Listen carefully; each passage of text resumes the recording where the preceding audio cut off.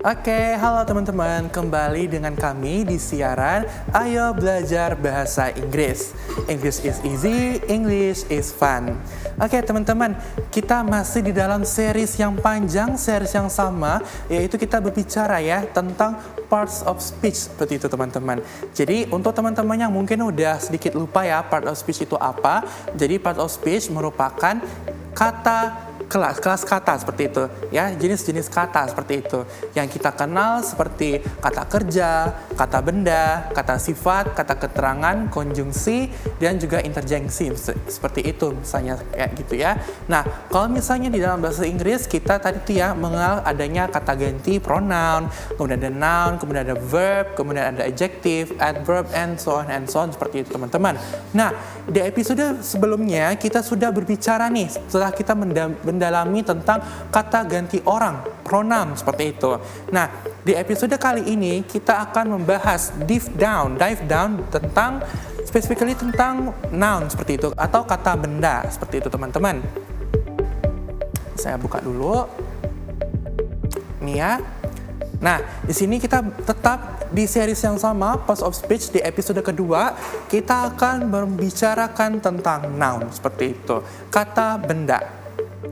Nah, jadi kata benda itu apa sih sebenarnya ya? Ya mungkin teman-teman sudah tahu lah ya kata benda itu apa sih seperti itu contohnya dan juga pengertiannya. Di dalam bahasa Inggris, a noun is a word that refers to a person, place, thing, or idea seperti itu. Jadi sini teman-teman ya, kata benda itu nggak hanya melulu ya tentang ya udah tentang yang konkret seperti itu, benda yang bisa kita sentuh, tetapi kita juga bisa nih refer to idea kayak gitu ya. Idea itu merupakan sesuatu yang tidak bisa kita sentuh teman-teman ya. Jadi dalam noun kata benda ya, untuk meluruskan persepsi teman-teman aja nih, bahwasanya kata benda atau noun itu nggak hanya melulu soal benda yang bisa kita sentuh, misalnya kayak seperti ini nih, kita bisa sentuh seperti itu, atau dinding yang bisa kita sentuh, tapi juga idea atau perasaan yang tidak bisa kita sentuh seperti itu, tapi kita ada nyatanya seperti itu, ada bendanya seperti itu. Oke, that is a brief about noun. Jadi noun itu apa? Kita langsung aja next. Ada tipe-tipe noun seperti itu. Jadi ada beberapa common types of noun, tipe-tipe ataupun jenis-jenis kata benda yang lazim banget, yang sering kita jumpai di dalam bahasa Inggris. Yang pertama itu adalah common noun versus proper noun seperti itu. Jadi sini ada dua jenis noun yang mungkin saling berlawanan seperti itu ya, saling berpasangan seperti itu. Ada common noun, ada proper noun. Definisinya common noun itu adalah merujuk kepada general name seperti itu. Contohnya itu city, book, girl, person, friend, itu kan common ya, kayak tidak ada spesifiknya itu siapa seperti itu. City-nya apa, kotanya namanya apa, book tapi booknya apa seperti itu, bukunya apa, girl itu misalnya apa, atau misalnya boy itu siapa boynya seperti itu. That is why kita katakan sebagai common noun, kata benda yang common, yang biasa seperti itu. Tapi kalau misalnya nih proper noun itu sudah merujuk kepada yang spesifik seperti itu, yang sudah benaran itu adanya seperti itu ya, specific names. That is why the definition of proper noun itu bisa kita sebut sebagai specific names. Misalnya Jakarta, The Habit, atau misalnya nama orang seperti saya, Wira, atau misalnya Aurora seperti itu. That is why kalau misalnya teman-teman lihat nih, kalau misalnya kita nyebutin city doang, kata bendanya itu common, biasa aja. Tapi kalau misalnya kita udah bilang nih, oh city-nya tuh Jakarta, berarti Jakarta itu sudah merupakan proper noun. Dan satu hal yang harus teman-teman pahami, proper noun itu biasanya dan juga usually dimulai dengan kata huruf besar seperti itu, dengan huruf besar, huruf kapital.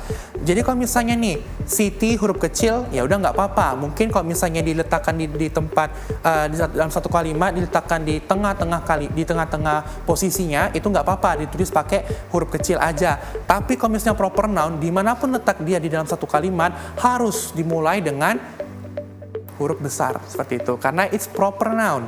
Jakarta, nama tempat. The Habit itu kan judul buku ya, karena judul buku harus disesuaikan ya, huruf besarnya, huruf kecilnya. Nama orang juga Wira misalnya kayak gitu, juga harus disesuaikan nih huruf besarnya yang mana seperti itu. Oke, itu common versus proper noun. Nextnya kita ada concrete versus abstract noun. Jadi ini ya teman-teman yang sempat saya singgung tadi di awal, bahwasanya noun itu nggak melulu soal benda yang bisa kita pegang.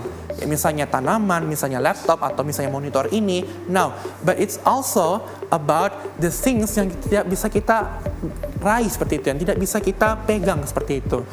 That is why the definition of concrete ya, things we can see, things we can touch, things we can hear, things we can smell or taste, seperti itu. Concrete noun itu merujuk kepada kata benda yang bisa kita lihat, yang bisa kita sentuh, yang bisa kita dengarkan, yang bisa kita cium, atau bahkan yang bisa kita rasakan dari lidah, seperti itu. Kita tes, mencicip, seperti itu. Misalnya ada desk, meja, kemudian ada apple, and so on, seperti itu ya. Jadi kayak yang bisa kita sentuh, seperti itu. That is concrete noun. Kemudian ada yang namanya abstract noun, itu adalah qualities that cannot be sensed physically. Jadi abstract noun itu adalah kata benda yang tidak bisa kita sentuh secara fisikal, yang kita tidak bisa sentuh, yang tidak bisa kita dengar, yang tidak bisa kita tadi itu ya cium, yang tidak bisa cicip juga, seperti itu. Jadi the qualities that cannot be sensed physically, yang tidak bisa dirasakan secara fisikal. Contohnya love, perasaan cinta, seperti itu. Itu kan tidak bisa kita dengar, tidak bisa kita sentuh, tapi kita bisa rasakan. Kalau misalnya kita bisa rasakan, berarti ada bendanya, tapi bendanya itu bersifat abstrak. Kayak gitu contohnya. Oke, nextnya itu ada freedom, kebebasan. Itu suatu noun juga. Kebebasan tidak bisa kita sentuh, tidak bisa kita cium, tidak bisa kita cicip juga, tetapi kita bisa rasakan. Gimana sih rasanya freedom itu? Gimana sih rasanya kebebasan itu? Nah, kalau misalnya kita bisa rasakan dalam ini ya, dalam kalbu kita, berarti kan itu artinya ada bendanya, seperti itu. Oke, itu termasuk juga honesty, kejujuran, termasuk juga fear, rasa takut. Itu kan merupakan qualities yang tidak bisa kita sentuh secara fisikal, tetapi secara mental, ya mungkin bisa seperti itu. Jadi love, freedom, honesty, fear merupakan abstract noun. Jadi ingat lagi ya teman-teman ya, concrete noun, concrete itu yang bisa kita sentuh, yang bisa kita sentuh secara fisikal dengan 5 indera kita. Kemudian abstract noun itu qualities ataupun kata benda yang tidak bisa kita sentuh secara fisikal, seperti itu. Tapi kita bisa rasakan di dalam diri kita secara kalbu, secara mental, and so on, seperti itu. Oke, concrete and also abstract. Oke, nextnya tipe kata benda yang nextnya itu adalah countable versus uncountable, teman-teman. Oke, di sini mungkin yang udah mulai sedikit tricky nih teman-teman, cara membedakan antara countable sama uncountable itu kayak gimana. Dan bahkan fun fact-nya teman-teman, masih ada nih beberapa pelajar bahasa Inggris juga masih bingung nih cara membedakan countable sama uncountable, karena cara membedakannya kurang bisa ya teman-teman. Kalau misalnya secara logika mungkin kita bisa, tapi untuk memahaminya itu harus dihafal ya gitu. Jadi apa-apa aja sih yang countable, apa-apa aja sih yang uncountable, seperti itu. Kalau misalnya kita tidak bisa mengandalkan logika kita. Jadi sesuai dengan namanya, countable definisinya adalah kata benda yang bisa dihitung ya, kata benda yang bisa dihitung, singular and plural forms. Jadi kalau misalnya countable, dia punya formnya atau bentuk singular dan juga plural, teman-teman. Kita contohnya nih, misalnya table menjadi tables, child menjadi children, seperti itu. Nah, ini kan artinya ada jenis kata ataupun tipe yang singular, ada juga tipe yang plural, seperti itu. Nah, kalau teman-teman merasakan bahwasanya, oh kata benda ini dia bisa menjadi singular, bisa juga menjadi plural dengan menambahkan s atau is tadi, itu artinya dia countable noun. Atau misalnya mengandalkan logika, table kan bisa dihitung. Oke, misalnya 1, 2, 3, 3 tables. Tapi kalau misalnya 1 table, seperti itu kan bisa dihitung seperti itu. Kemudian ada juga nih something yang unik tentang countable noun, teman-teman. Jadi ada beberapa kata benda yang kita sebut sebagai irregular noun, seperti itu ya teman-teman ya. Nanti gimana cara bedakannya? Well, itu dihafal juga teman-teman ya, cara membedakannya.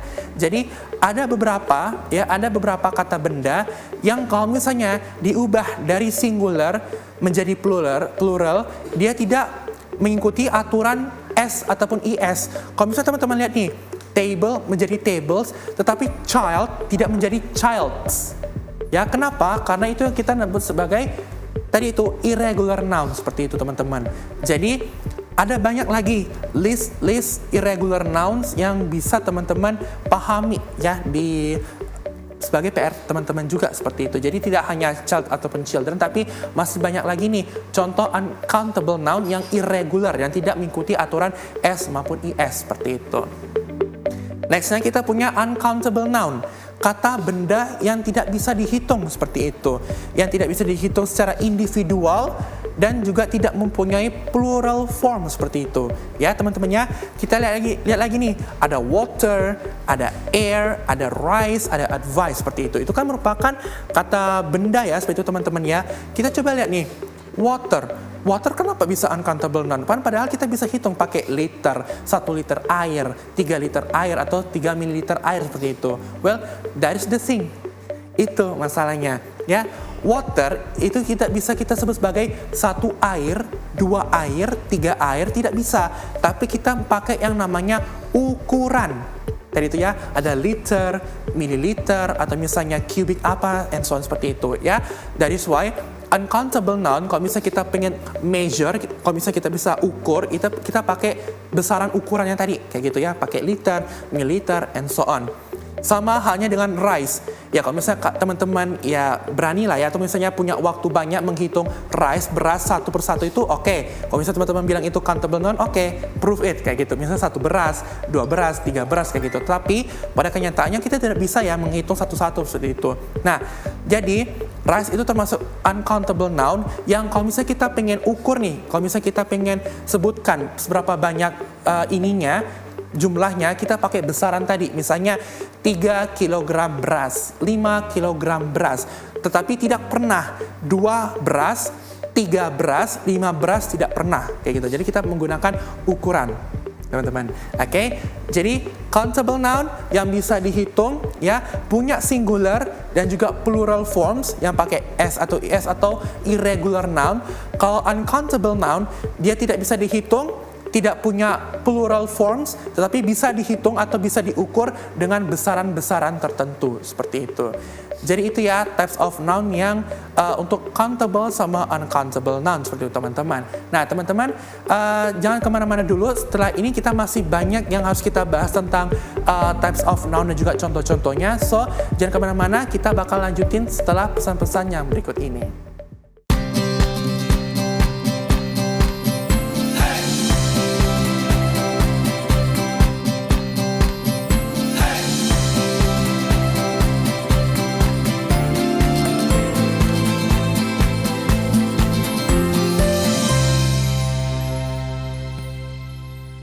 Oke teman-teman, kita lanjutin lagi nih pembahasan kita tentang parts of speech, yaitu noun atau kata benda. Nah, nextnya nih, kita ada sedikit kuis ya, kuis kecil-kecilan ya. Kami mau nih teman-teman mengidentifikasi apa sih noun yang ditulis tebal di sini ya, seperti itu. Mungkin kita bakal langsung aja ya untuk catatan hidupnya. Nah, di sini ada water namanya ya, water. Water is essential for life seperti itu. Tadi kan sudah ada contohnya ya. Water itu termasuk noun apa seperti itu. Jadi, water itu adalah kata benda yang uncountable seperti itu. Uncountable. Ya, uncountable noun. Oke, water. Karena kita tidak bisa menyebutkan 1 air, 2 air, 3 air, tapi kita pakai besaran seperti itu.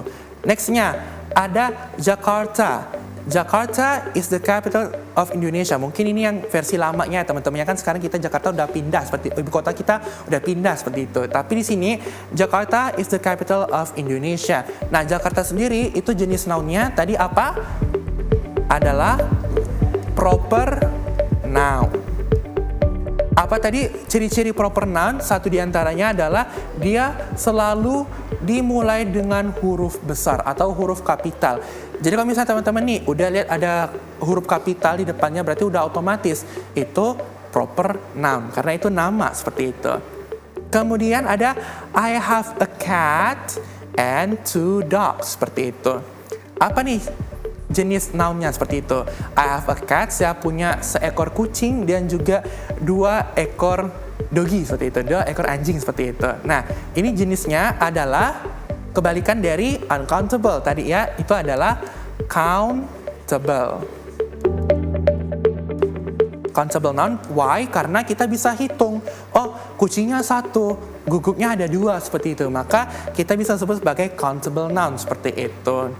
Yang terakhir, I bought a new phone. Ya, I bought a new phone sini. Kata yang ditebalkan adalah phone di sini. Nah, di sini di dalam kalimat I bought a new phone, phone di sini jenis kata bendanya itu adalah sama. Itu adalah countable noun juga seperti itu. Juga bisa merupakan tadi apa namanya? Common noun. Karena dia tidak menspesifikkan merek HP-nya apa. Kalau misalnya dia bilang, "Oh, I bought a new Samsung." Ya udah, kalau Samsung itu artinya proper noun. Tapi kalau misalnya karena dia bilang sini phone doang, artinya itu kan common. Dia tidak spesifikin nih nama merek apa, jenis merek phone-nya apa, merek HP-nya apa, maka kita bisa sebut sebagai common noun seperti itu. Oke, gitu ya teman-teman ya untuk the quick quiz-nya. Kita lanjut aja nih ke next slide-nya. Nah, kita berbicara tentang functions of the noun seperti itu teman-teman. Nah, mungkin untuk teman-teman di rumah udah pernah ini ya mempelajari kayak namanya struktur kalimat seperti itu ya. Ada misalnya subjek, ada misalnya predikat, ada juga objek, keterangan, dan so on seperti itu. Di dalam bahasa Indonesia kita punya itu SPOK. Di dalam bahasa Inggris kita juga ada nih fungsi-fungsi yang serupa dengan SPOK. Di sini function of the noun ya, fungsi-fungsi untuk fungsi-fungsi dari kata benda. Yang pertama itu adalah sebagai subjek. Oke, sebagai subjek gitu ya. Mungkin bakal hidupin lagi ininya. Di sini contohnya, kalau misalnya teman-teman tahu nih, subjek itu kan biasanya seringnya di awal kalimat gitu kan ya, di awal kalimat. Nah, di sini ada contohnya ya. The cat chased the mouse. Di sini ada the cat ya. The cat chased the mouse seperti itu. Nah, di sini subjeknya itu adalah the cat-nya seperti ini. Dan cat itu merupakan apa teman-teman? Merupakan noun juga gitu kan ya. Nah, that is why di sini noun itu juga bisa berfungsi sebagai tadi ini yang namanya subjek. Seperti itu ya. The cat sini. Nah, kalau misalnya yang the mouse itu beda cerita karena the mouse ini bukan subjek, karena letaknya kenapa? Karena letaknya itu di akhir bukan di awal. Jadi kalau misalnya teman-teman lihat nih, ada kata benda yang letaknya di awal kalimat, maka udah otomatis dia berfungsi sebagai subjek seperti itu. Oke, nextnya kita punya fungsi sebagai direct object seperti itu teman-teman. Nouns can function as subject of a sentence representing the doer or performer of the action seperti itu. Oke, di sini ada contoh kalimat she read the book. Oke, she read the book teman-teman. Di sini she merupakan subjek ya, merupakan subjek, tapi di sini dalam bentuk pronoun. Pronoun juga bisa berfungsi sebagai subjek tadi seperti itu ya. Nah, ini merupakan subjek, tapi the book ya, the book di sini, booknya itu berfungsi sebagai direct object seperti itu. Jadi apa sih yang dimaksud sebagai direct object? Jadi direct object itu adalah kata benda ataupun objek yang secara langsung terkena ini ya teman-teman ya, terkena aktivitas dari si subjeknya seperti itu. Jadi kalau misalnya kita bilang nih, dia membaca buku, ya kalau misalnya kita cuma bilang dia membaca, ya dia membaca apa seperti itu. Nah, kalau misalnya kita tambahin she read the book, dia membaca buku, berarti buku itulah yang dia baca. Buku itulah yang mendapatkan perlakuan yang namanya read. Seperti itu. Jadi itu ya, direct object itu seperti itu cara kita memahaminya. Dan kalau misalnya secara struktur bahasa, teman-teman bisa lihat aja untuk contoh kalimat sederhana seperti ini biasanya nih direct object itu selalu setelah kata kerja. Ini kata kerja ya. Ini noun tapi fungsinya sebagai direct object seperti itu. Biasanya seperti ini, tetapi di contoh-contoh kalimat yang lainnya mungkin tidak seperti ini juga, seperti itu. Oke. Next aja kita ke fungsi yang ketiga, yaitu adalah nih sebagai indirect object juga seperti itu teman-teman. Jadi di sini mungkin saya akan aktifkan ininya lagi. nih ya. Kalau misalnya kita lihat nih contohnya teman-teman, indirect object itu kayak gimana? Langsung aja contohnya, he gave, misalnya nih Mary ya, Mary a gift, misalnya kayak gitu ya. He gave Mary a gift. Nah di sini indirect objectnya itu adalah si Mary ini ya. Coba kita bedah dulu ya sama-sama ya teman-teman. He ini merupakan subjeknya karena dia letaknya di paling awal subjek di sini. A gift ya, a gift itu merupakan direct objectnya karena yang terkena perlakuan gift-nya tadi, yang kena perlakuan si kata kerjanya itu adalah gift, seperti a gift-nya seperti itu teman-teman. Jadi he gave a gift kayak gitu misalnya. Tapi karena nih ada indirect objectnya, maka di sini kita harus sisipin yang namanya si Mary tadi kayak gitu. Jadi si Mary ini nyisip di sini. Nah, Mary merupakan indirect object seperti itu, indicating the recipient of the action seperti itu. Jadi sebenarnya kita si he-nya ini ngasih si gift-nya itu ke siapa? Yaitu si Mary-nya tadi kayak gitu. Dan biasanya kapan kita menggunakan both direct object dan juga indirect object itu biasanya dengan kata kerja yang merupakan transitif seperti itu, ataupun ditransitif ya, ditransitif verb seperti itu. Jadi di situ teman-teman harus paham juga nih nanti verb kata-kata kerja apa sih yang harus menggunakan dua-duanya nih, direct object dan juga indirect object. Nanti kita akan pelajari di episode berikutnya gitu. Oke, nextnya kita ke fungsi yang keempat, yaitu adalah object of a preposition seperti itu teman-teman.